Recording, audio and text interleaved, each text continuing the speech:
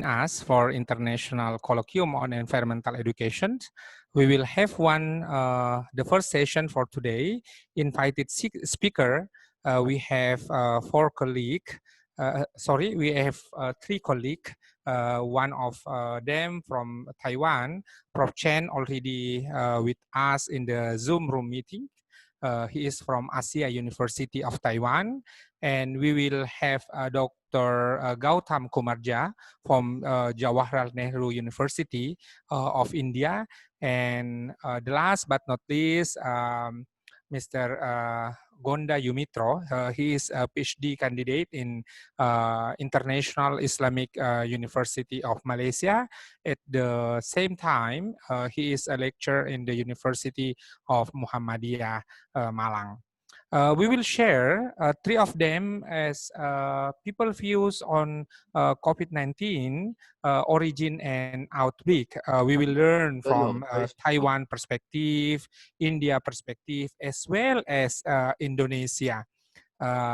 So through this three perspective of us, we will have the insightful and colorful view how the people around the world see the corona or COVID-19. So Prof. Chen Yes. already here. So yes, would you I'm like here. to start? Thank you, Prof. Chen. We will have 10 to 15 minutes presentation. So you can up to 20 minutes. And after three presentation, we will have Q&A. So thank you everyone for joining us to make successful event for today. And time is yours, Prof. Chen. Yes.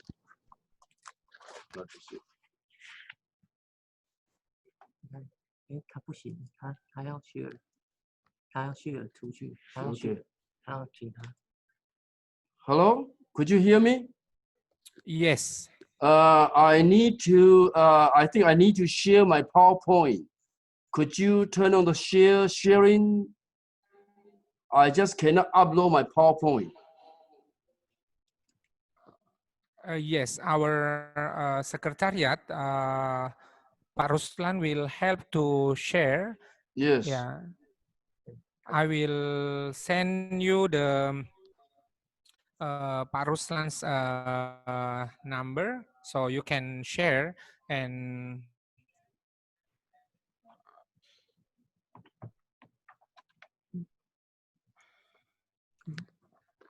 Oh, okay. Now it's okay. It's okay now. Okay. Yeah, it's okay now. Okay. Can you see the PowerPoint? Yes. Okay, very good. Okay, good morning, everyone. This is In Hui Chen, Dean of the International College, Asia University, Taiwan. I'm very honored to be invited for this colloquium. And I will spend roughly 10 to 15 minutes talking about how come Taiwan is relatively a success story in terms of COVID-19. So I would like to get started with my PowerPoint. This is give you some idea about the cases in Taiwan. Actually, in Taiwan, altogether, we have 443 cases, but so far, 7 people died. So far, 7 people died. And over the past 3 or 4 months, in Taiwan, we have been living, I should say, like a normal life. Not much disruption, except not many people would go to restaurant, would go to hotel, okay, because we observe the so-called social distancing. But all the schools, all the stores, all the manufacturing factors, the service factors have remained open throughout the past 3 or 4 months. So I should say, like me, for example, the semester started on March the 2nd, and I've been in school every day except the weekend. except the weekend. And for our student in the beginning, because we don't know how dangerous the virus could be. So in the beginning, I would say like the first 6 or 7 weeks, all the teachers are encouraged to use online delivery for teaching. But starting 3 weeks ago, all the students are called back to school to have the so-called face-to-face instruction. So this is about the reality. But before I start my real presentation, I would like to throw a question to you.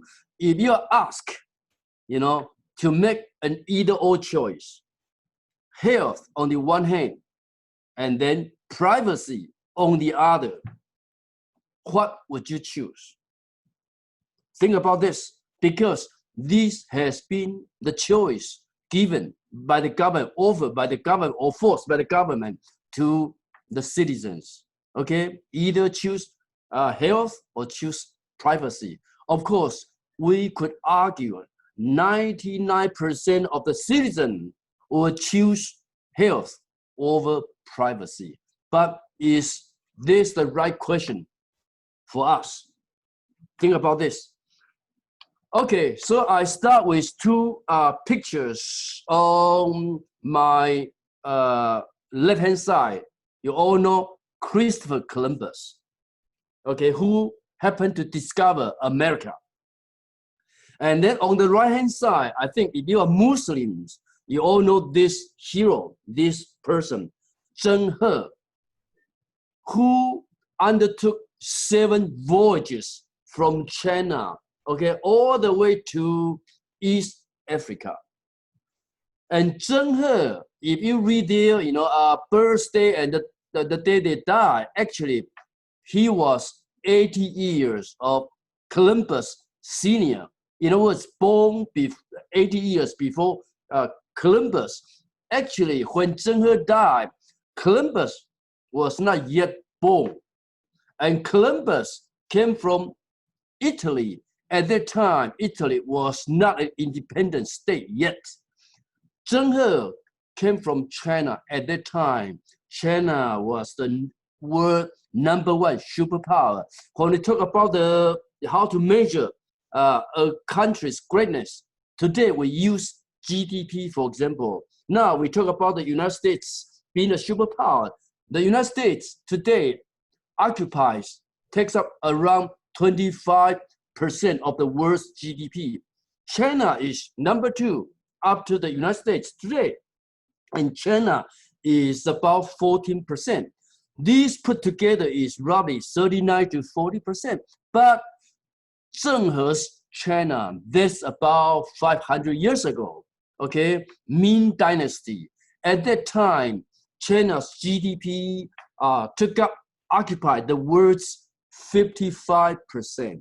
So Zheng He really came from a big superpower. So my question to the audience, sometimes I also, throw this question to my students: how come it's Columbus, not Zheng He, who discovered America? If Zheng He decided or was determined to discover America, could he make it? Could he do it? My answer is, of course, very positive. But why not? So this leads to my next PowerPoint. Okay, why it's Christopher Columbus and not Zheng He that discovered the new continent of America? I think the answer is attitude. Attitude. And we all know attitude determines our altitude. So actually, in fighting against COVID-19, I think the whole national attitude, to me, is more important, okay, than some detailed measures. So this is how come Taiwan become a success story. The first point I would like to say is awareness raising. The whole nation is very alert to the virus because Taiwan had some bitter experience fighting against SARS in the year 2003. Because of this bitter experience, so when the virus broke out, all the nation was very, very alert. So to me, our attitude, our awareness is the key. Okay, is the key. Then I think the second thing is I just offer the question, either or choice, health or privacy. I think if people would choose two, I want health, I want, you know, privacy at the same time, I think the key point is we need to have honest reporting. We need to have the facts. So in times of crisis, facts matter most. So in Taiwan, we believe the government is doing honest reporting. Because the government is doing honest reporting, the information is transparent. Therefore, we have willing communities, we have willing citizens who like to cooperate with the government. So I think, to me, transparency of the situation of the development of the information, to me, is another key factor of the success in Taiwan. And then I would say in Taiwan, we adopt a unified national strategy, especially through our long experience in fighting against all types of virus. I just mentioned SARS in the year 2003. And we also have a trusting community. I think trust is the key. The government trusts the people, the citizen, and the citizen trust the government. I think mutual trust is another success. And also we adopted the so-called proactive precautionary measures very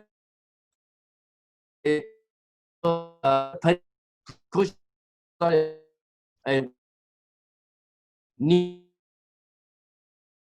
to me, you know, tracing, okay, all the suspected cases. And you know, Taiwan actually is a high-tech society. So for this, I think we have any problem doing this. But the real issue when we come to the tracing, the tracking of the people, the real issue is the issue between, you know, surveillance and, you know, citizen empowerment. So I make a comparison, okay? If the government is totalitarian, they might prefer, you know, comprehensive surveillance over citizen empowerment. In Taiwan, we also have surveillance, but at the same time, we try to empower the citizen. So to me, I think, you know, we have some kind of balance, okay? In other words, we are not forced to make a choice over health or privacy. My argument is, this is not the right question, okay, to be asked. Because as a citizen, we would have health and privacy at the same time. Why do we have to make this, you know, either or choice? To me, that's not the right question to ask. Also, in Taiwan, we have, relatively speaking, very, you know, good medical related resources, and we have very high quality medical healthcare professionals. And you might know that we also have a very good national insurance policy. So all this, you know, contribute to make Taiwan more or less a success story. Also, you know, I mentioned here the willing cooperation of a well-informed public. I think this is very important. If the public are not well-informed, of course, they are not willing to cooperate with the government. And for some other detail, like, you know, we have, control the export and increase the production of facial masks at the same time. You might know that Taiwan, in terms of the mask production, we were number 2 after China. Even today, we are still number 2. But when the virus broke out, Taiwan could only produce 8 million masks a single day. But we have more than 23 million people. In other words, it's quite difficult to get, mask for protection. So the government, when we learn about the virus, the government decided immediately to suspend the export of, masks. But just to suspend is not enough. So the government also encouraged, some manufacturers to form the so-called national team. So we have about 20, manufacturers from different sectors, machinery, textile, working together to form the so-called national team to increase the production of masks. Today, we can produce more than 30 million masks a day. In other words, it's more than enough for our own use. So I think a few weeks ago, if you read the newspaper, you come to realize Taiwan started to donate masks to the country all over the world. And today, we don't have to line up to buy masks. Now, you can buy masks at any drugstore, at any convenience store today. And it started last week. So showing this is another important measure, okay? And of course, all the medical doctors, if you watch our television, they appear like, at every 30 minutes to all kind of channels, telling the people how to protect themselves, okay, in times of this crisis. So all the medical professionals working together to raise, the awareness of the citizen, of the people about the threat, the danger of, this virus. And I think, this is something I want to share with you at the moment. I'm waiting for some question from the floor. Thank you.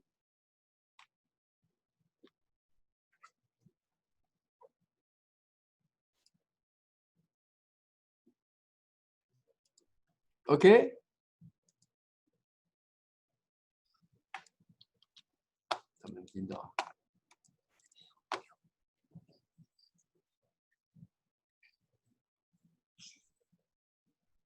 Hello, is that okay?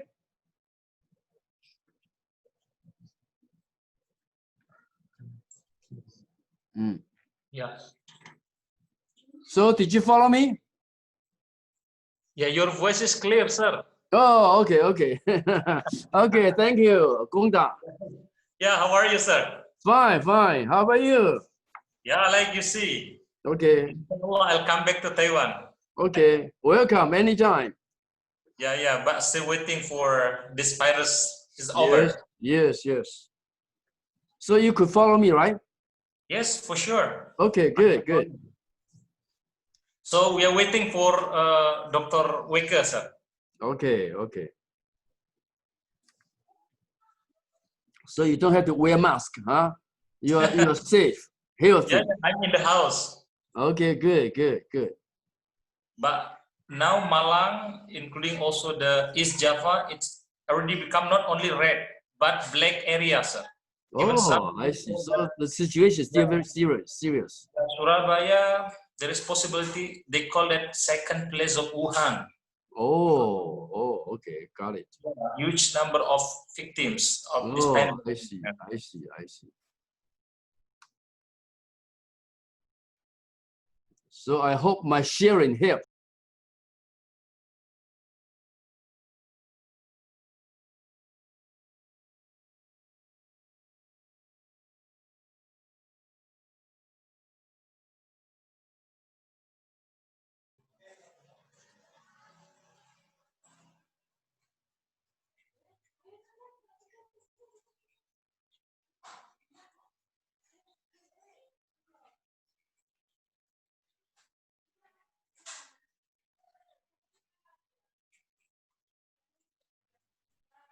Okay, thank you, Prof. Chen, for the insightful presentation, we already learned from Taiwan how they can solve the problem of the COVID-19. Thank you. And is there right now in the room meeting from Jan, Dr. Jan? Or we start from Dr. Gonda to present? Yeah, okay. So maybe our colleague from India didn't join us for the Zoom room meeting. So I would like to invite Dr. Gonda Yumitro from Universitas Muhammadiyah Malang to present from Indonesian people perspective about the outbreak, the origin of the COVID-19. So time is yours, Dr. Gonda. Yeah. Thank you very much, Dr. Weke. For this morning, I'm very happy, and I also can contact again with Prof. Chen, also Dr. Gautam. I think that Dr. Gautam has already said that he would like to join a few minutes ago. And because this is very limited times, I just would like to highlight, the issue of COVID based on my research perspective, because I think that most of the participants are Indonesians. So regarding the development of the issue of the COVID, there are a lot of informations we can collect from our country. But for this morning, I would like to ask either COVID-19 as a new form of terrorism or no, because since last 5 years, I have already concentrated my research on the issue of the terrorisms. Okay, I will try to highlight some point. First of all, these questions is coming to my mind regarding either the COVID is a new forms of terrorism or no, because of the impact of the COVID or this pandemics, which is same or even worse, I think, comparing to the threat of the terrorisms. So to answer these questions, first of all, we need to refresh our mind regarding the meanings of the terrorists. We know that the meaning of the terrorist is debatable, even there is no like fixed concept of the terrorisms, but at least there are some point of the terrorisms. First of all, there's the concept of violence, and the second, it causes the terror among the people, and it has a political goals. So in here, I think then at least there is one positions where we can see how the impact of the COVID has already terrorized the people. Yeah, because if we try to see from the case of Indonesia, yeah, by this morning, yeah, if we check from the data, then we'll find that in Indonesia, 28,233 cases of the positive COVID. And some of the media inform that maybe the real case is much more, yeah, than what is officially announced. Because if we try to check from the data, then till now, the test of the COVID is only 354,000, yeah, 434 tests out of more than 273 millions. So from here, we realize that out of 1 million of the Indonesians, only around 1,000 people have already joined the test of the COVID. So I think, yeah, it is still less than ideal. Regarding, the impact of the COVID, yeah, I found that the people really feel insecure, yeah, or there's a kind of the feeling of the terrorized because of the COVID. First of all, among our people, there are concept of physical distance. And the second one, the people minimize the outside activities, yeah, by, for example, working from home. So during of this at least 3 months, I think, from the first case of Indonesia, yeah, because in Indonesia, the first case emerged in the early of March, and now it becomes, I think that almost 30,000. We see that people feel terrorized in terms of the social life, cultural life, economic life, including also in their political aspect of life. In the social life, for example, yeah, I told you that the people right now have already keep distance, right, from each other. Even sometimes among the people there is a kind of the suspicious. They're afraid to communicate each other. And you know, regarding the culture, it is quite different to the culture of Indonesian. Which usually the Indonesian people, they like to stay together. They are very close each other. But because of the COVID, they feel insecure. I mean, among the groups. And regarding the culture, I think the COVID also has already changed many aspects of our lifestyle, yeah, including also in some of the our activities like the school, right? Now, for example, including also the seminars, we have already conducted the seminars online, yeah. And in terms of the economic, I think this is a very clear impact of COVID, which is the same also is like the effect of terrorisms, yeah, because of the COVID, and then the economic activities of the people decline, and because of this declines, also there is a declines of our economic growth. I think if we like to discuss, we also can discuss regarding the new normal policies of Indonesian government, which has been announced last week, because yeah, there is a kind of debate. In my opinion, new normal, it is maybe not quite ideal for Indonesian case, because the cases is still raised. But in terms of the economic, I think that the government has another considerations. Yeah, so I think that new normal is much more concerns on the economic aspect of life, because if the activities of the economic among the people and the growth of economic of Indonesians also continue declines, it also will increase the number of the poverty. And regarding the political fields, I think a lot of issue, we can see how the COVID-19 caused similar impact. It's like the terrorist attack, how the government, for example, they produce various kinds of policies, either in local level or in national level, or even collaborate with our region in ASEAN and also the international. Yeah. So in here, I think, yeah, based on my short explanations, it is clear that there are some similarities, yeah, in terms of the effect of the terrorists and also COVID, which have already terrorized the people life in various aspects of life. But I think one which is still missed, yeah, in my research, which I would like to explore and further, regarding, you know, that in terrorists there is a kind of actors.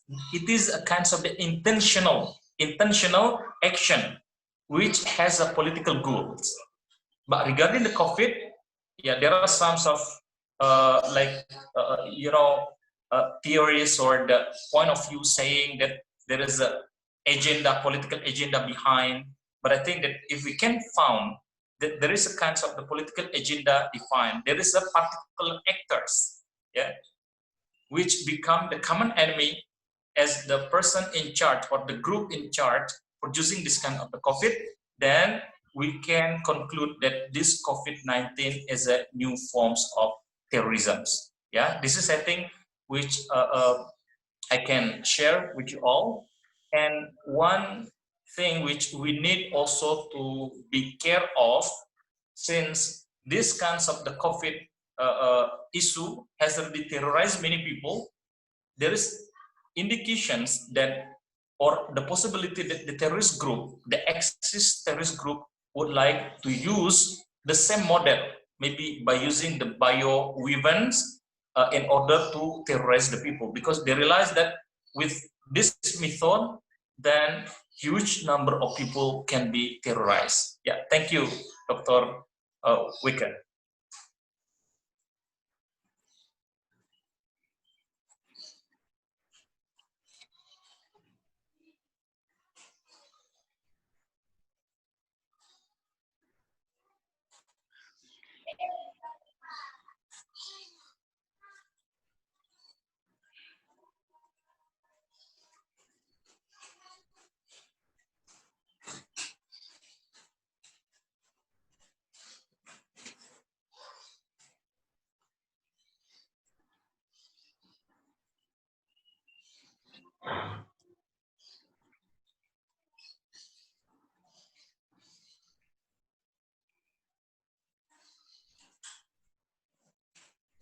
Hello, Dr. Wicker, can you hear my voice?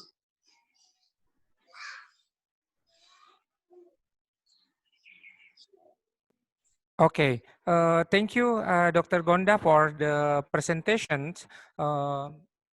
We can learn from Indonesian side then even that we didn't come up with the end of the COVID-19, but still there are initiative, effort from the society. So thank you for the presentation, and we already have here our colleague from India, Dr.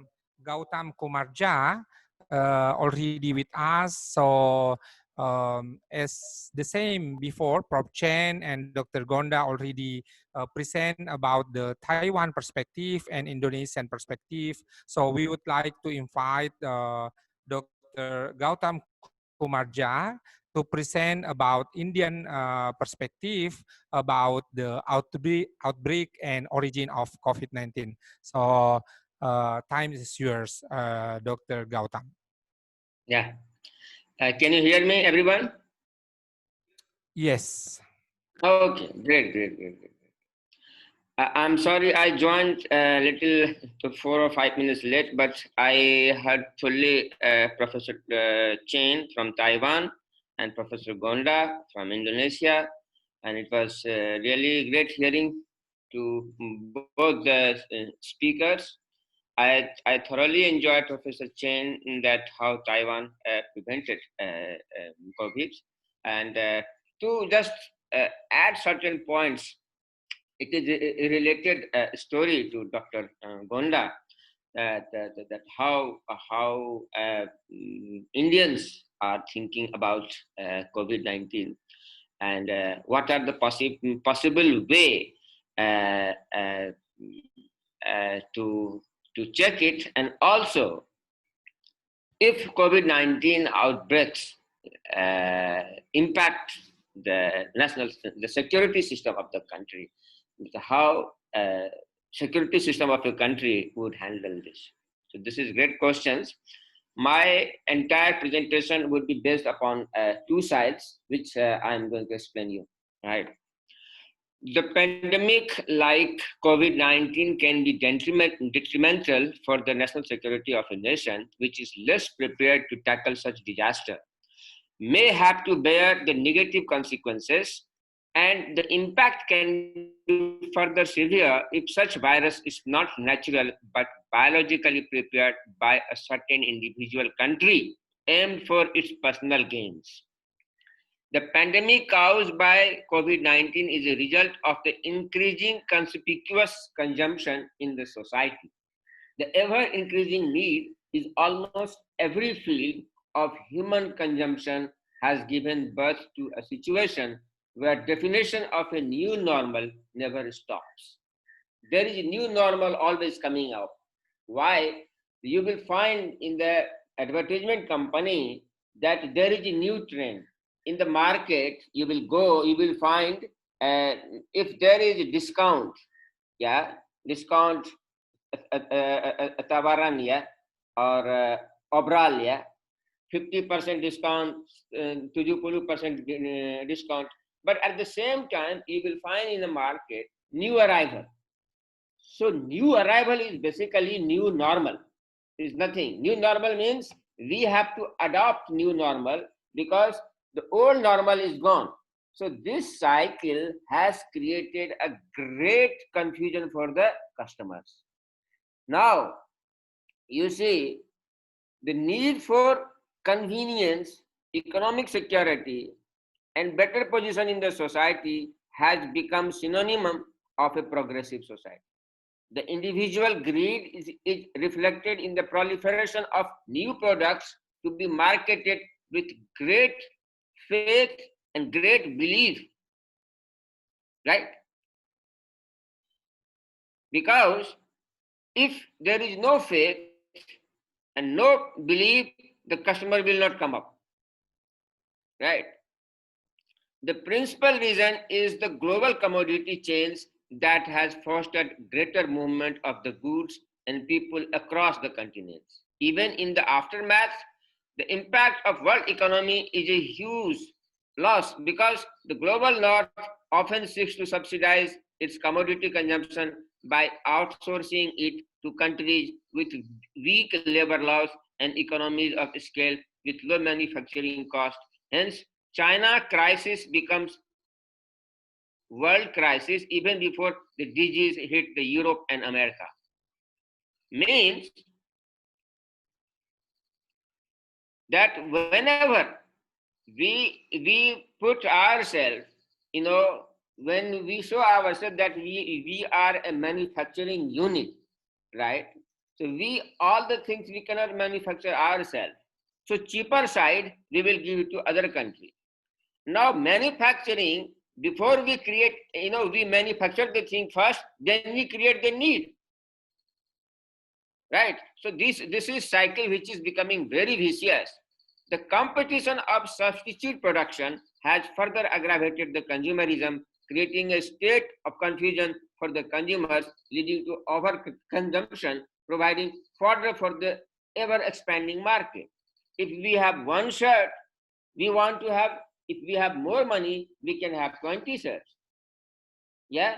If we have really very, very more money, then if shirt is costing like $100, so we may have hundreds of shirts if there is no problem of money. So that is the problem. The market is, this gives the fodder for the market, so that market can ever be expanded. So where is the end of this? That is the problem. The present pandemic has proved that every human effort is defeated when the question comes how to balance between natural and artificial ecosystem. Given the increasing fluctuations in the climate disorder, one of the possible answers can be reducing the ever-created need and production, and the establishment of infrastructure of sustainable development where both the human and non-human being can form a symbiosis and become complement for each other. For the last 4 decades, the whole world was on the path of globalization where every country understood the needs of each other and a symbiosis kind of trade system was established. This resulted in alleviation of poverty, betterment of healthcare facilities, and betterment of lifestyle globally to a certain degree. However, these development indices have been realized that at the expense of natural resources. The increasing demand of food grains invited abundance of pesticides that finally permeated into our human body. The better healthcare and multiple substituted medicine have in turn impacted the practices of traditional medicine. Similarly, the demand of security and defense-related products have further harmed the Mother Earth, impacting the air, water, soil.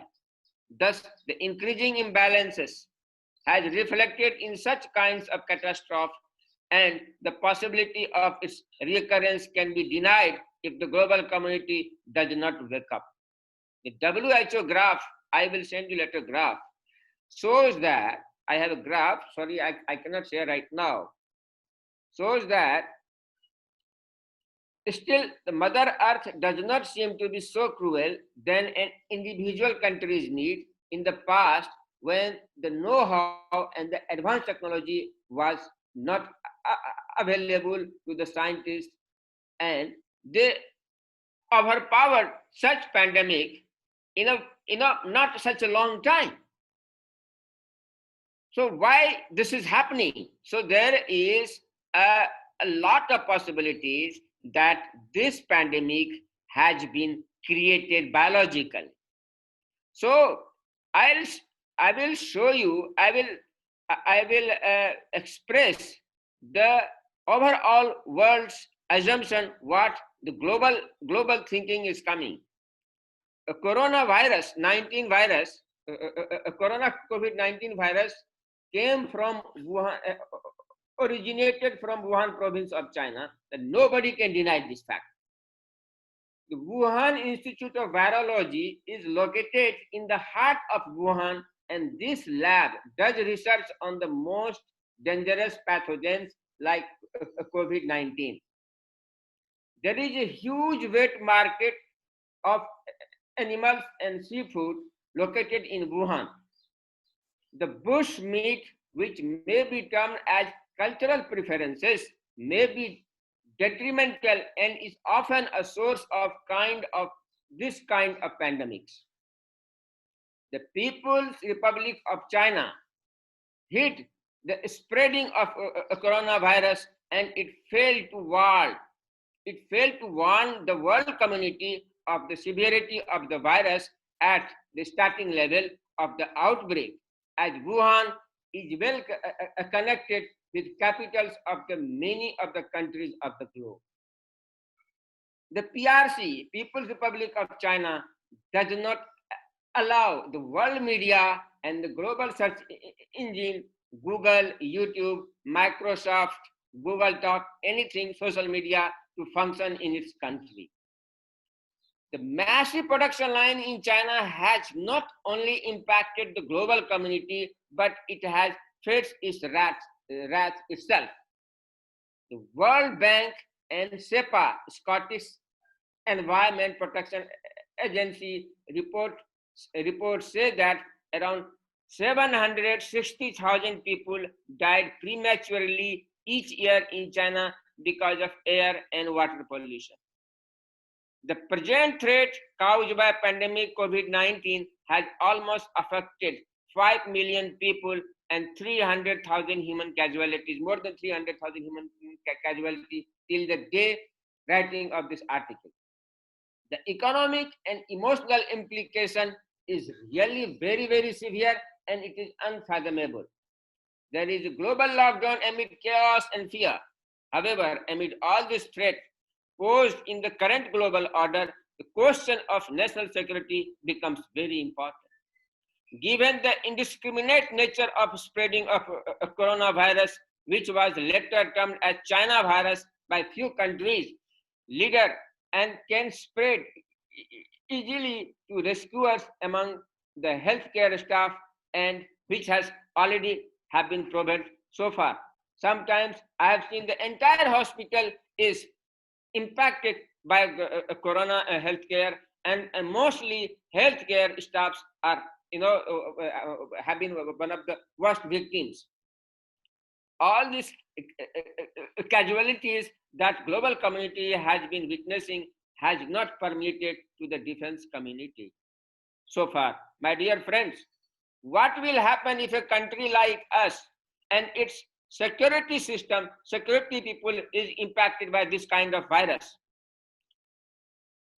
But what about if the same is targeted by an individual country against its enemy country, or if the same is available in the hands of terrorists, the way Pak Gonda has explained it? You know, the 9/11 problem attack on the soil of United States 20 years ago redefined the security infrastructure of the global community, and so far, more or less every country's security design has been impacted by terrorism.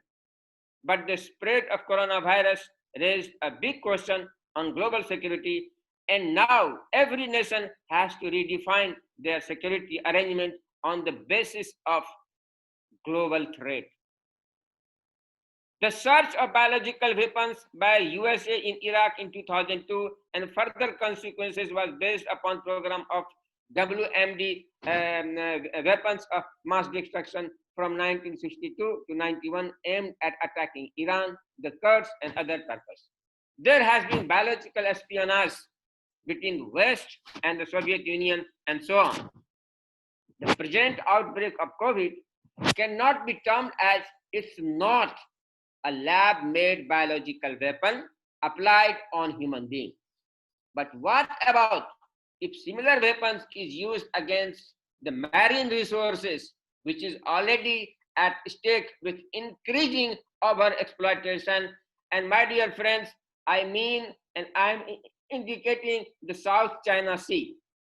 there is a need to again revive an alternative power, which may be like non-aligned movement, and redefine the UNO, United Nations Organization, and redefine the global security order in the view of recurrence of such pandemic in future.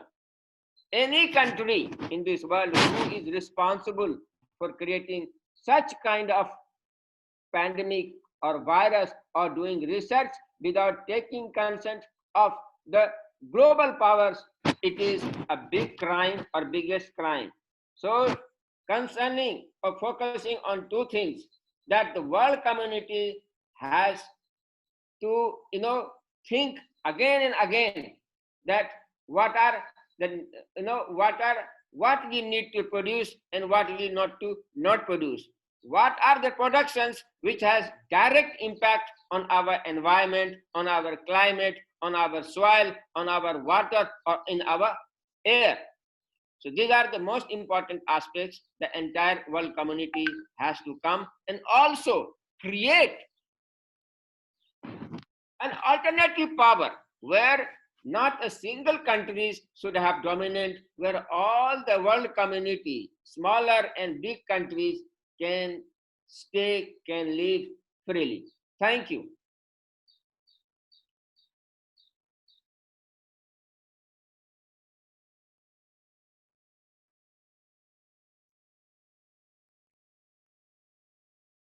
My lecture finished here. If there would be any question, I would be ready to answer later.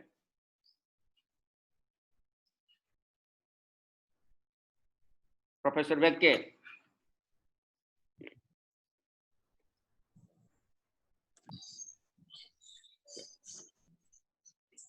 Thank you, Dr. Jha, for the presentation. We have a good news from India, actually, that how the Tabligh, Jamaat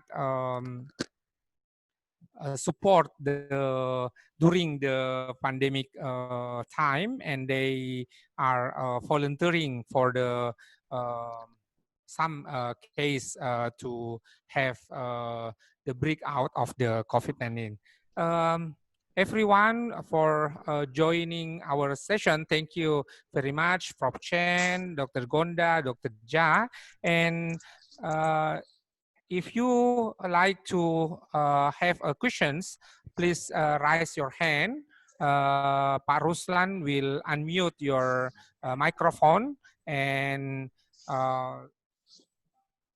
introduce your name and affiliation, and which one from the presentation would you like to ask or respond.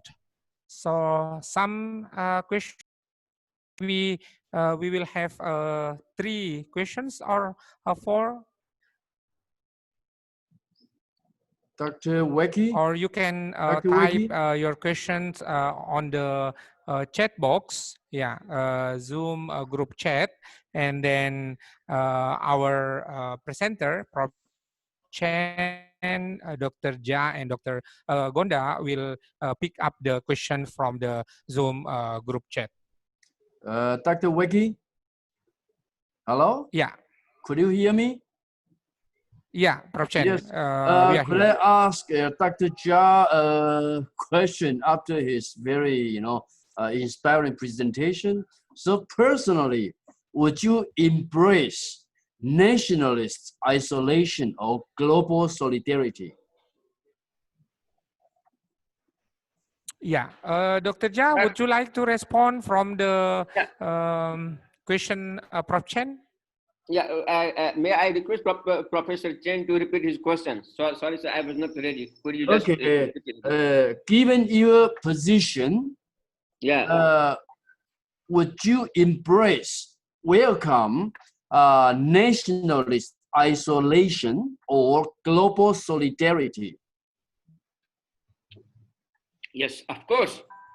In that such a case, if certain individual country is responsible for such a pandemic and creating such a big a catastrophe for the entire global community, the whole global community should come together and isolated such an individual country that you see you are not supposed to do this thing. You're supposed to abide by the global communities, what the global community is feeling. See, the greed. Greed is one of the worst thing if any country want to take it. Second is expansionist nature. Why do you want to expand yourself? Why you can't keep yourself calm and cool? And third is democratic setup. Now the world community has come at a space where there is no dictatorship. There should not be any monarchy. Each and every individual of this global community should have equal opportunity, should have equal right to express their feeling. Okay. So that is my take from my side. Okay. This is what I feel, that entire global community needs to come and create an alternative power to check such imbalances globally. Okay, thank you. Okay, thank you, Dr. Jha. Thank you, Prof. Chen. Anyone want to raise questions, respond?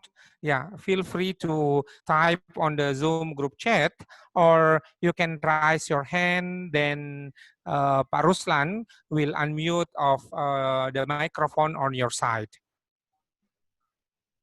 Or Dr. Gonda, would you like to say something? What is the problem actually with our time during the pandemic here in Indonesia? After 3 months outbreak here, we didn't find any solution of this pandemic, and somehow we can see the area of South Sulawesi or even East Java still the rise number of the people. So, Dr. Gonda, would you like to say something?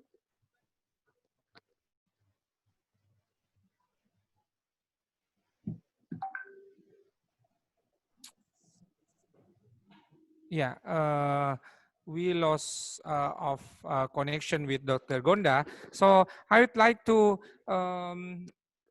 have a response from Prof. Chen. What is actually the key successful of Taiwan, even that they don't have the lockdown strategy or method as the WHO recommendations for the first response of the COVID-19. The second one, what is the situation of the society, the cooperation between society and government to solve this problem? And we can see for the couple weeks in Taiwan, there is no more people that come up as the number of the COVID-19, or we can say it is zero. So Pak Ruslan, would you like to unmute the microphone of Prof. Chen?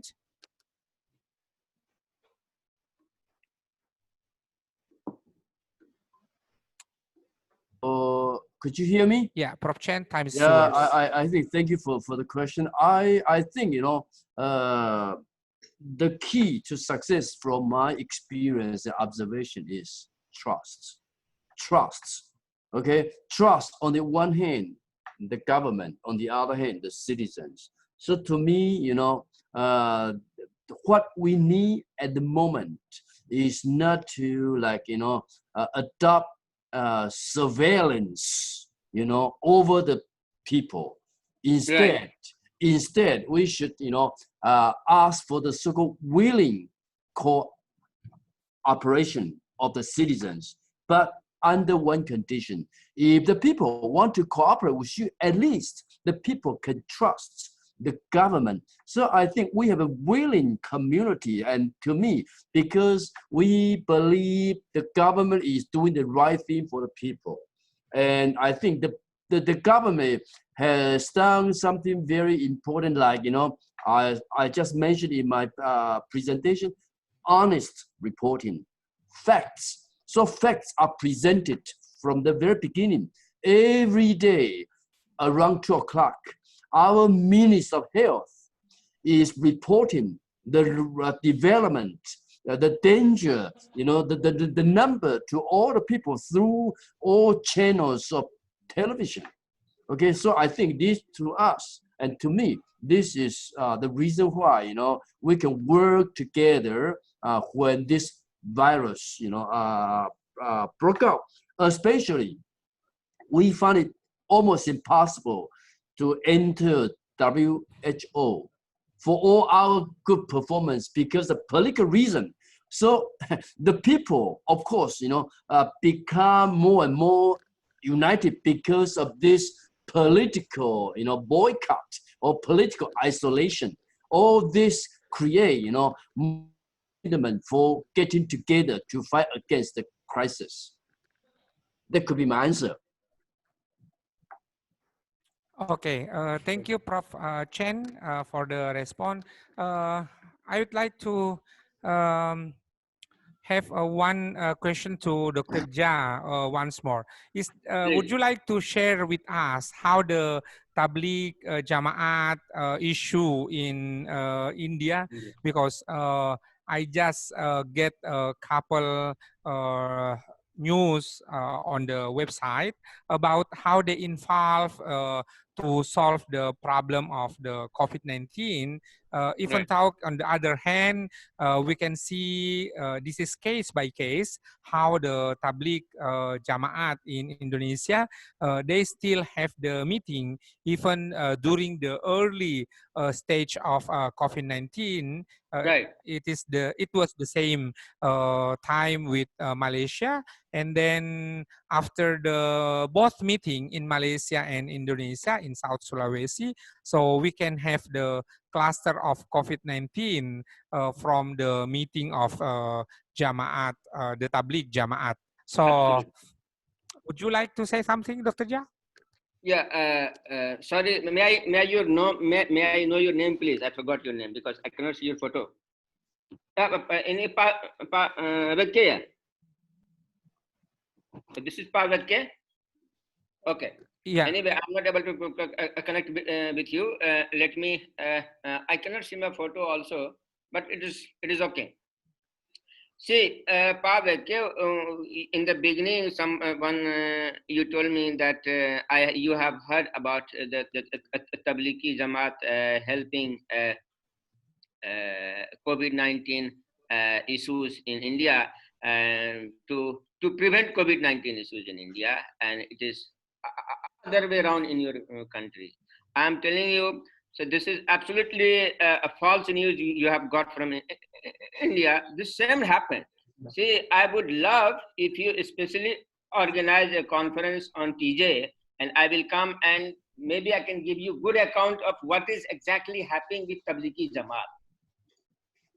Tablighi Jamaat, the way they have been dealt with, from the beginning they were in Nizamuddin, and that time India, the outbreak, the pandemic outbreak was still, on a very rapid side. It was increasing, and these people were still meeting.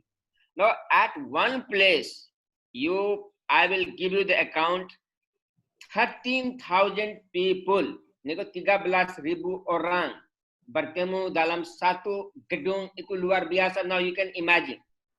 And banyakkan orang itu datang dari luar negeri dan dalam negeri. Nah, semua orang tetap pergi luar negeri dan di dalam negeri. Now you can imagine, the Tablighi Jamaat is considered as one of, I'm not telling you all the causes, all the reasons, but one of the most important reasons that India is facing bad outbreak of coronavirus.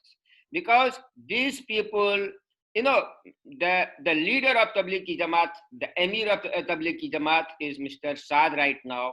In the beginning, when people asked him to dissolve the meeting, he sent an audio message across the country that they are not going to obey what the government is saying. They believe only in Allah, and whatever, if If Allah cannot save them, then this healthcare system, Indian government will not save them. So these kind of, stupid statement, the statement which doesn't exactly fits the scientific reason came out, and later this person was, many people were caught, and almost, I'm telling you the fact that India has suspended almost 3,000 visas from outsider, and they have blacklisted the Tablighi followers all across the world. Look, this is not the question that Tablighi Jamaat has been involved in spreading coronavirus.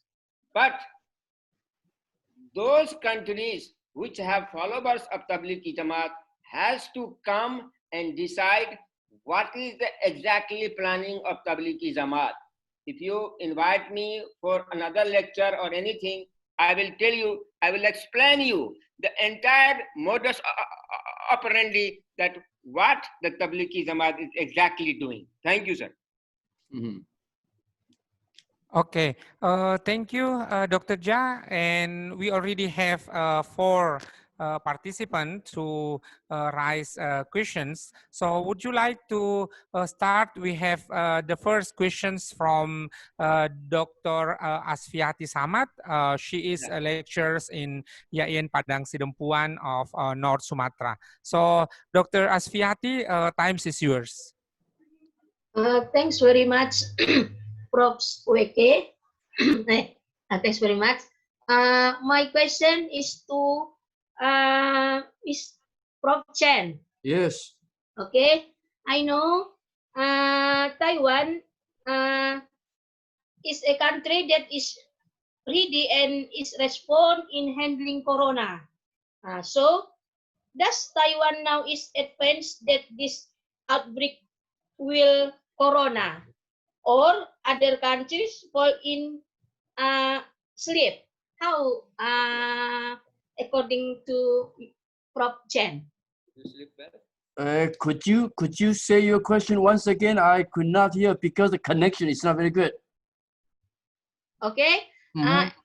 Taiwan is a country that is ready yearly and is respond in handling corona. Yes. So does Taiwan now is advanced that this outbreak will come corona, or other countries fall asleep? How you're about, Prof? You are thinking about, is Taiwan a country in fighting against Yes. corona? Yes or no? Yes. So is this a political question? Oh, political question? No, I mean, are you asking a political question? Oh, no, it's not.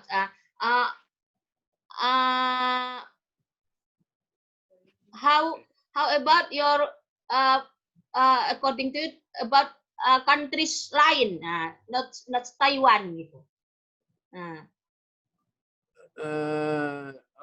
Sorry, I cannot fully understand your question, but I have to say, okay, Taiwan has remained an independent country for over the past decades, and of course, because we cannot enter, the WHO, so we have to fight against the virus by ourselves alone. We cannot seek any help from WHO. And I think I could tell you one bitter experience Taiwan experienced before.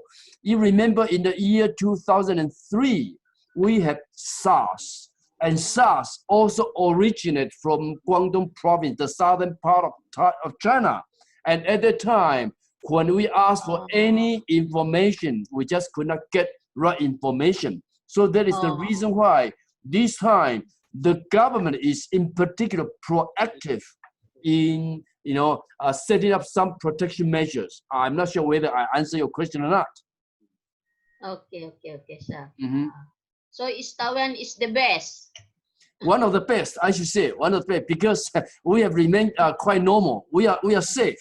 Okay, we still have a lot of students from Indonesian and India too. Indeed. Yeah, at my university. Okay, sir. Thanks very much, sir. Yeah, and they are safe. No worry. Oh, yes. Okay. Thanks, Prof. Mhm. Wiki. Okay. I'm Thank sorry. you, Dr. Asfiati, and thank you, Prof. Chen. And the next question is from Ustadz Adnan. So, Ustadz Adnan, time is yours. Don't forget to address which one the presentation would you like to respond, and then would you like to introduce your affiliation? So, time is yours, Ustadz Adnan. Thank you very much, Mr. Weke. First of all, allow me to introduce myself, Adnan Firdaus, postgraduate at Sorong. My question, just a short question for all presenter. I would like to see this case with a conspiration theory. Are the all presentation agree that this COVID disease is Jewish conspiration to genocide the humankind? I think enough. Thank you very much. Yeah, Dr. Jha and Prof. Chen, would you like to respond? Our participant, Ustadz Adnan, he is a graduate student from ICEE Sorong in the West Papua, eastern part of Indonesia.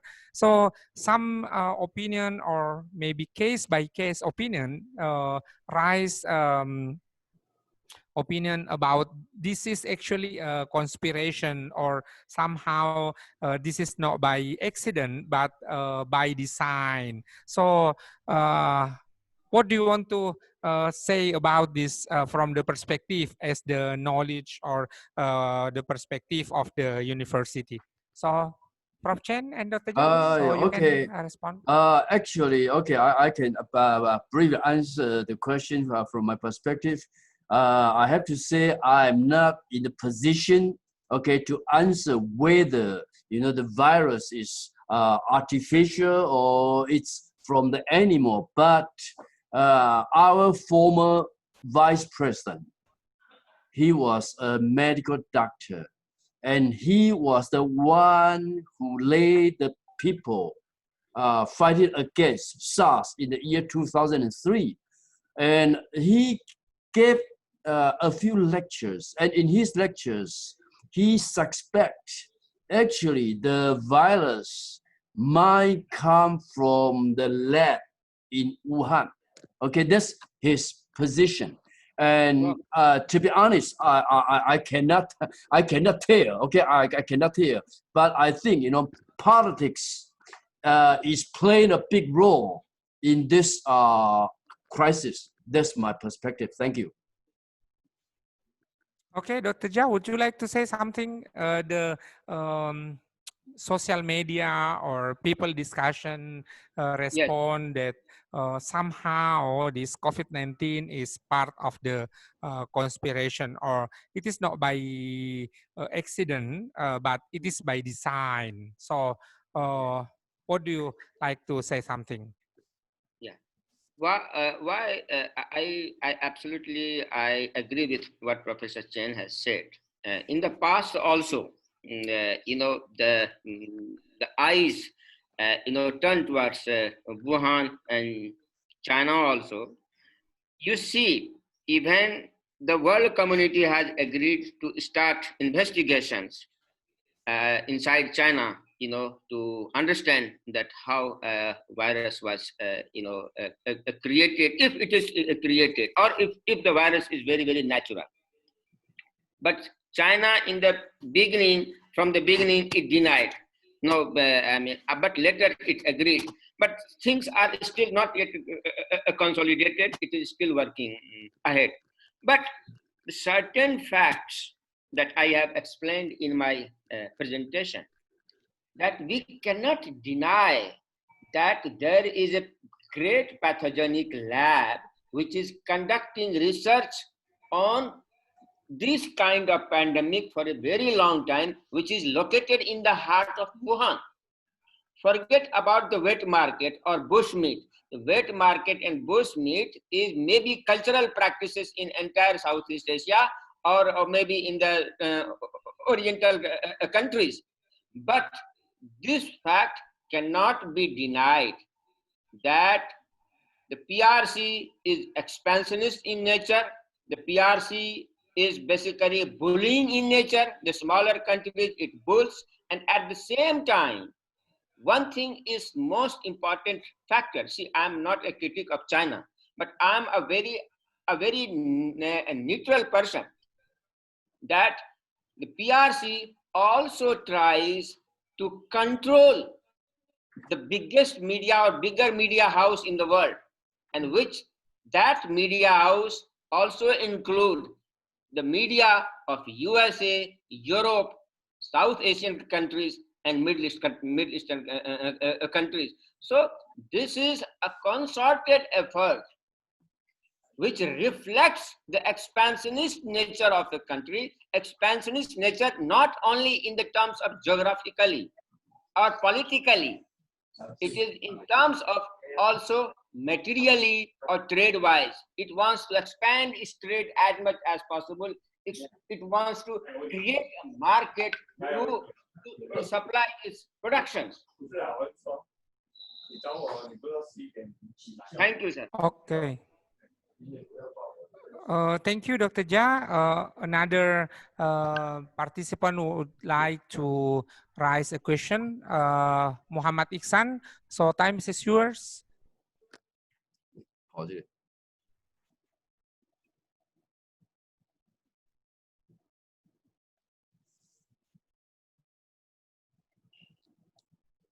Muhammad Iksan, are you still with us? Okay, so Pak Ruslan, would you like to unmute Siti Umi Asi? Yeah. Siti Umi Asi, would you like to present your questions to which one that already present from our colleague? Siti Umi Asi, still with us? Okay. Okay, so time is yours. Okay. My name is Siti Miasi. I am from Unimuda, Sorong. I want to ask all, for all of speaker. Okay. As we know, in Indonesia, our president say that we have to live together with Corona, and the school plans start around 8 July. My question is it safe for children to go out to study at school? Thank you. Just that my question.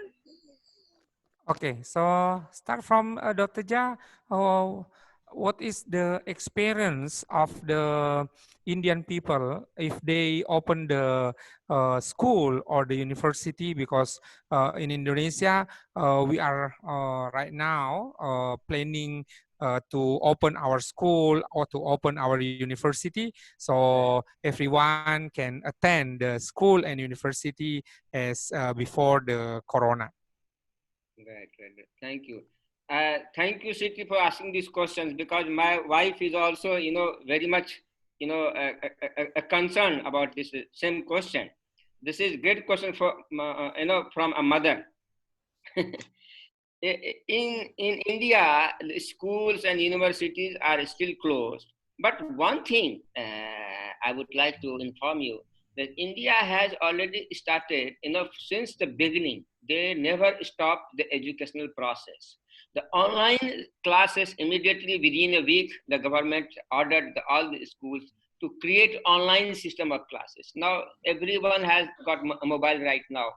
So either this is audio or visually. So students have not lost much.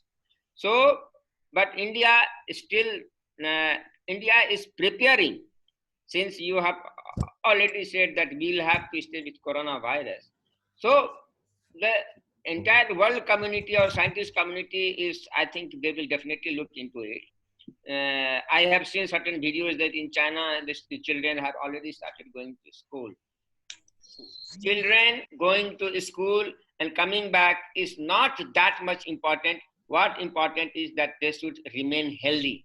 So what I find that since Corona has come and it has also given a big threat, we should find alternate way of teaching students, that is online way, till the world community is entirely assured that there is no more Corona. That's what I would say, because life is above everything. Thank you. Okay, thank you, Dr. Jah. Prof. Chen, would you like to respond about the opening of school, opening of university? Because we just about to open the both educational institution in Indonesia, and still there is a debate. That is the good situation in Indonesia, because we can have the pro and cons, and everyone can speak out of their situation. So, time is yours, Prof. Chen. Pak Ruslan, would you like to unmute microphone of Prof. Chen?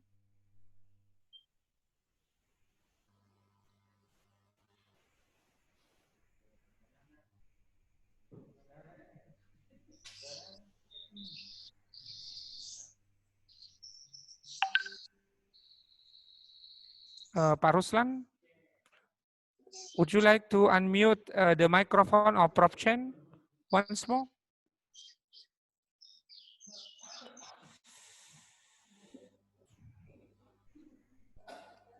Yeah, so hello, Pak Ruslan. Yeah, sir, maybe I can add. Waiting for Pak Ruslan with us. So, Dr. Gonda, would you like to respond something? So, from the perspective of Indonesian society, we still in the middle, not by the end of the situation. I think, I mean, that regarding the second question, it is the same as like the first question. You asked me the question regarding the, you know, the, our situation right now, because somehow there is a discussion if we will open the school, open the university and all the educational institution, but we are not in the end of the COVID. We are maybe in the middle of the situation. Yeah, I think it is different depend on the country, right? Or maybe within Indonesia, it is depend on the locations. In the case of Taiwan, as we know that since several months, I think maybe last month, the result of the positive case was 0 till now. So I think that it will be fine. But in the case of Indonesia, we see that the cases, the positive case still raised. Even we don't know how then the end of this case will for several next months. So in here, I think it will be quite dangerous, right, to start the school, because even, you know, the characteristic of the adult people, it is still, I think, culturally is not disciplined in Indonesia. And how about the children, which maybe mostly they don't understand about how the coronavirus is. So we are afraid that then it will cause, you know, the significant raisings of the numbers of the victims in the future. Because first of all, let me see regarding the. I also like to respond your first question regarding the issue in Indonesia. If in Taiwan, Prof. Chen said that there is a kind of trust, and this is very strong point of Taiwan, because Taiwan had experience facing such kind of pandemic, but in Indonesia, I think that we less of experience. The response of the government also was too late. And also, I think regarding the economic reasons, you know, our economic is not as strong as like Taiwan. Yeah, in terms of economic reason, for example, you know, what we call is the policy of the government. Actually, they have to support in order to lock down, right? In order to lock down the society, the activities of the society, then government has to spend amount of money, at least in order to keep the life of the people, maybe for their food, etc. But the reality in our country, it doesn't work. On the other hand, also there is no such strong punishment. I know Taiwan, I think since last January or February, for whoever under, you know, like lockdowns and they need to stay in their rooms, if they are leaving the rooms, then the punishment will be very expensive, right?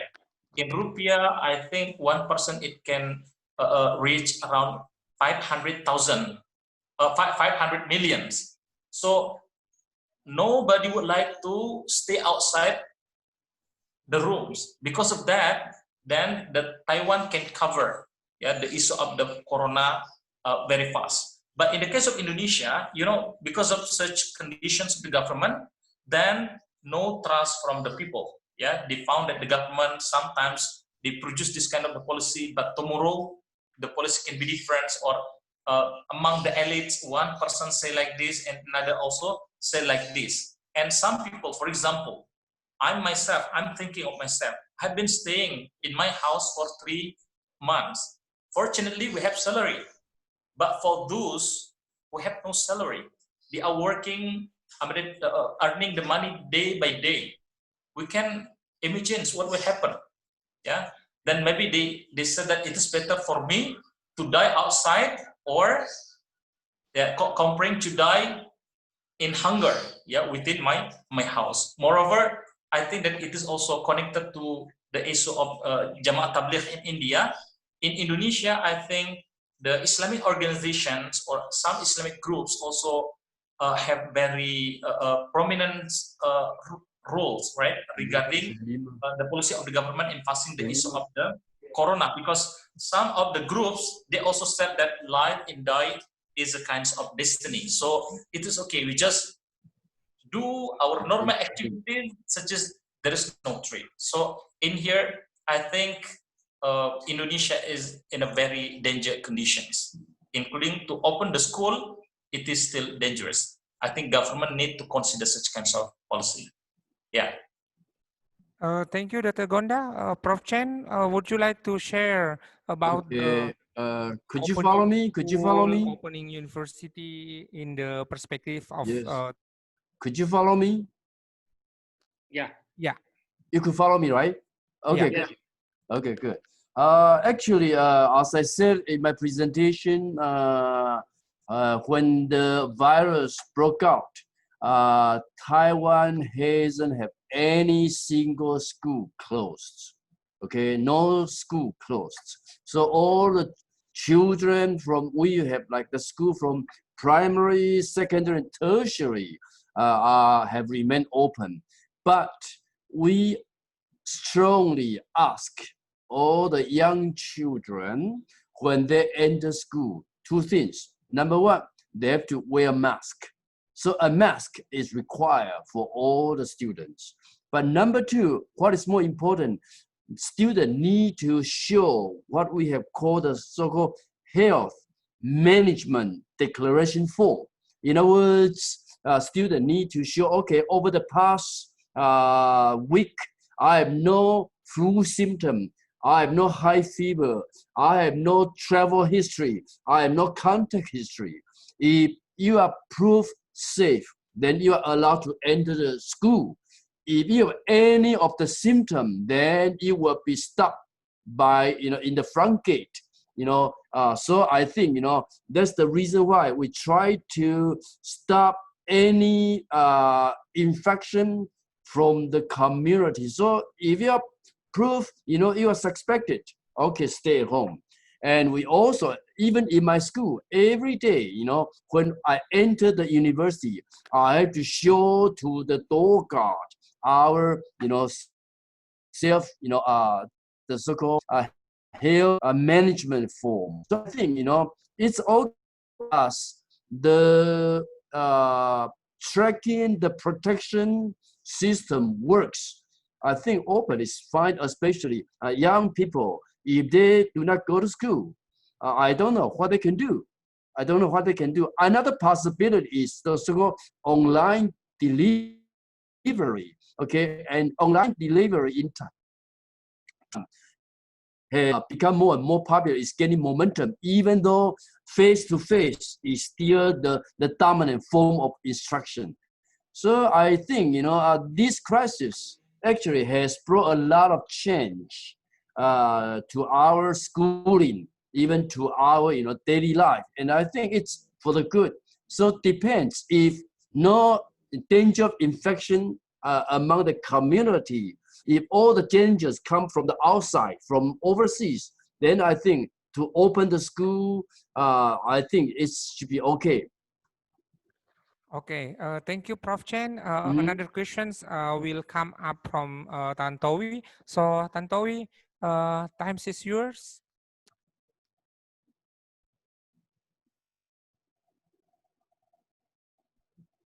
Hello. Check. Okay. Okay. Well, thanks for the time, Mr. Wicke. And then I'm going to say my huge honor to all the speakers. Well, I'm going to bring a little bit this issue to economic issue. First of all, I do apologize. First of all, I'm Tantowi Johari, and I am from STI Amkop, Sekolah Tinggi Ilmu Ekonomi Amkop, Makassar. Well, I'm going to bring this issue in a little bit economic issue because our main issue is how to maintain the economic stable and also how to keep the health of the society. So I'm going to ask to all the speakers, especially to Prof. Chen and Dr. Ja, and also Dr. Gonda to answer about as representative of Indonesia. So how the Taiwan or and India can maintain the stable economy during the lockdown time and how to keep the health of the society. And also for Dr. Gonda, do you have any alternative for especially to economic issue, how we keep maintain our stable economic and also enduring lockdown time? Thank you. Okay, so hold on. We have another questions from Amar Sani. So Amar, your time is yours, Amar.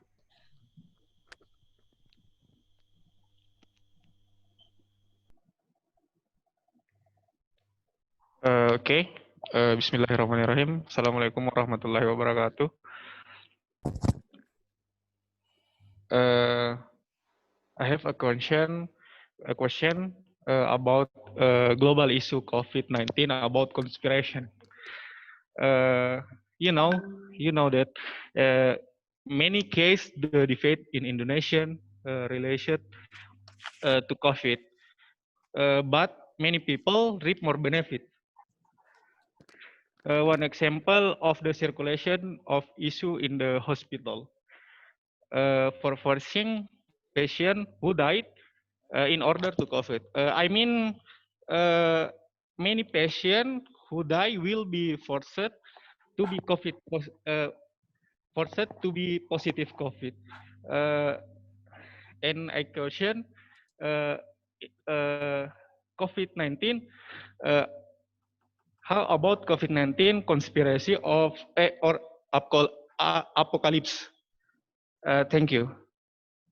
Okay, thank you, Amar, for the questions. And the next question from Dr. Kasnaini.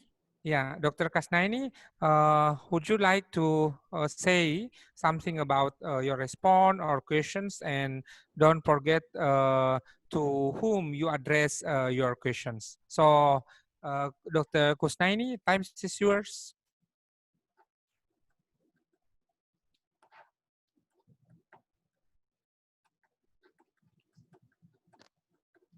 Rồi đi xem phim, rồi đi mà.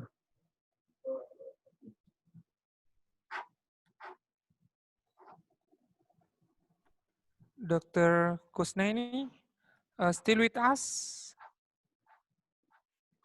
Yeah, so if Dr. Kusnaini is not with us anymore, so I would like to have one by one respond. Yeah, we start from Dr. Ja. Would you like to respond from the two questions, the last two questions? Dr. Wakey? Dr. Wakey? Dr. Wakey? Hello? Yeah, we have already two questions. The first one from Tantowi and the second one from Amar. Yeah. Dr. About Wakey? the recent situation of COVID-19. So somehow the global situations, yeah, but we can see in the last week that the country like say New Zealand or Taiwan, they already come up not again to say new normal, but they already can solve the problem. Another one, actually, our hospital or any kind of the health situation in Indonesia, somehow we are not ready to solve or to face this problem. So in your side of India and Taiwan and from Dr. Gonda, for sure in Indonesian side, will share the experience. So Dr. Ja, time is yours. Yeah, the first question was asked on the economic process during the pandemic. I will ask that question first and then about the healthcare, right? Yeah. So the first question I would say, this is when the outbreak started, that immediately government gave the order to halt all the industrial process where the employees were used to work in as a like industrial workforce. So it was immediately halted, and all the workforce were they were asked to stay wherever they were. But after 1 month and 1.5 months, there was unease among the workers. They wanted to go back to their home. So all of a sudden, and also one thing one should not forget, there is also opposition political parties. They always create some problems for the government, for the ruling government in India. So what happened? The government started, because government had also stopped their railway service, because in India, you see, the railway service is really, I think it is the largest in the world, one of the largest in the world, and they cater hundreds of thousands of passengers every day. So they started giving 220 railway service every day to just bring all these workers from their work location to back home. Now you must be knowing that India is basically dependent on 2-3 things. One is medicine. We also supply medicine, export medicine. Third is IT services, information technology, and fourth, the largest sector which India is non and dependent on is agriculture. So you see, agriculture process is not that rapid. We are completely dependent upon the monsoon and the season. So the production was already there, but it also needed workers. So on the village level, you see, India on the village level is also very important. That to note that we have also feeling of Swadeshi among the villagers. You know, if one village is cut from the rest of the world, village can survive easily. It doesn't have much problem. So among the on the village level, we did not have much problem because agriculture is purely based upon not huge workers. So that did not suffer, but and that did not suffer so much. Now the government is started little bit easing, bringing the workers from their work location to back to their workplace, because in India the workers also migrate from one province to other province because of also the different cycle of agriculture. We have what do you call that, maize, we have corn, we have paddies, we have wheat. So and each and every province, they have sometimes different cycle of, so workers keep moving. So government is concentrating on that. Now industrial production, that is the hugely impacted in India, and it will have long-term impact in, but government is trying to checking all this sector as soon as possible. Now limited access of workers has already been started. Market is slowly opening, but at the same time it has to abide by the government's a condition, how the customer will come and how the money will be paid. Most of the money is paid through online and through different tools, and there is no much cash transaction. So customer goes, take the product without getting in touch with anyone. So these are the systems have been evolving. And also the share market, which suffered a huge jolt, now coming back. The share market is also representative of the economy of the country, which is coming back. And one small news is coming, and that the some of the countries had agreed to bring out certain industry from China to India. So that is in the way. So that is also kind of what do you call that? A news for the businessmen in India. Second question about, could you just remind me? Second question was about what?就是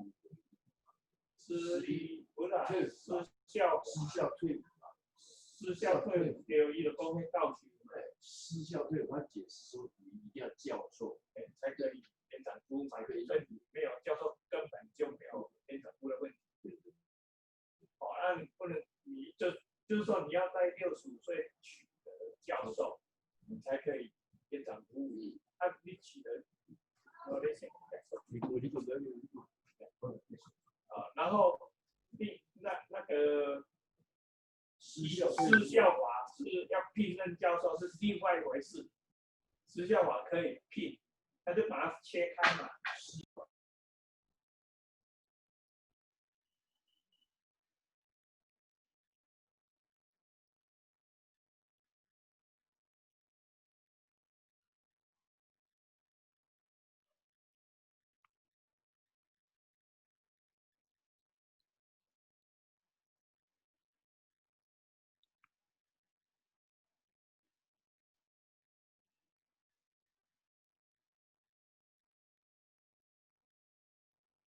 聘教授是他的解释说，这个教授是要聘合格的教授，不是升等，不是说你在升等的教授，你可以聘教授、聘副教授等。私校法57条规定，符合私校法57条的规定的话，私校法57条公定一定的半学期2年的教授够期嘛？不是。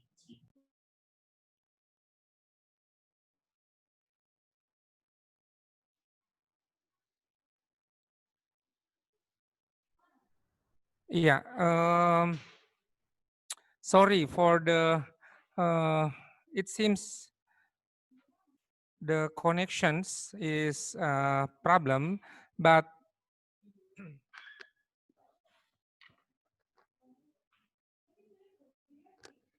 Yeah. Yeah. We have still here Prof. Chen. Would you like to 具有资格的。他说你可以聘教授。 say something as the Parus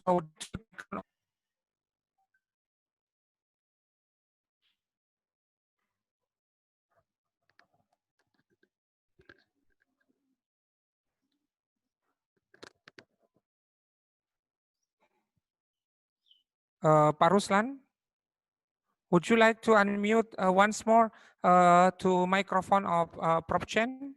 Yes, yes. Yeah, Prof. Chen, closing statement, please. 然后他又在，但是依照失效57条，又可以聘教授嘛？对，又可以聘教授，他就解释说，那个教授是要有资格、有证书的教授啊。那干嘛想？有啊，伊哪无安尼写？我听你讲失效，干嘛想？失效啊，无嘛。无安尼写。对啦，咱就解释，伊解释了，所以咱讲伊解释对嘛。他如果解释对，我们又没有书面呢，就是因为他解释自己解释不对嘛。哎呀，你知啊，因为讲失效啊，失效解释为具有资格教授是不对的，他就有写说你可以聘教授，聘教授就是聘有资格的聘，我可以，我符合任用条例的教授，你那个资格，哎呀，你要回到家里的任用条例说教授是什么资格嘛，不是说要有证书的资格嘛。哎呀，你这个也有资格是不管多少年，还有多少，就是副教授3年以上有专门著作嘛。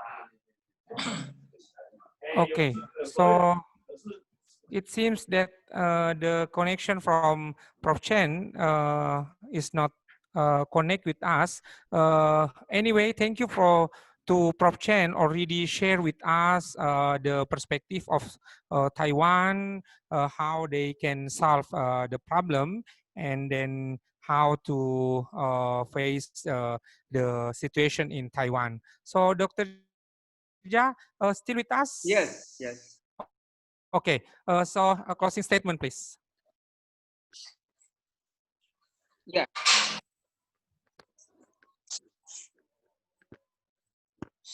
So time is yours, Dr. Ja. It is about a closing statement. Yes. Yeah, okay. Thank you. I'm really glad and share my feelings, share my thoughts with all the experts and scholars, with Professor Veki, Professor Chen, Dr. Gonda, and a huge number of scholars all across Indonesia, I see. So I think what we have deliberated, the scholars can take this into account. And one thing is, I think when the